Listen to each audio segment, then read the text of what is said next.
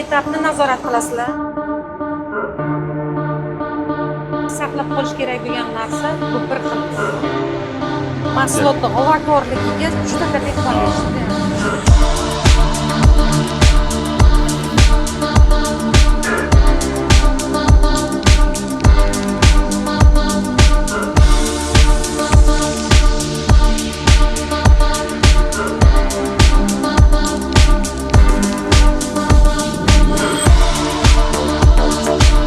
Evrika bilan siz hamisha sog'lomsiz.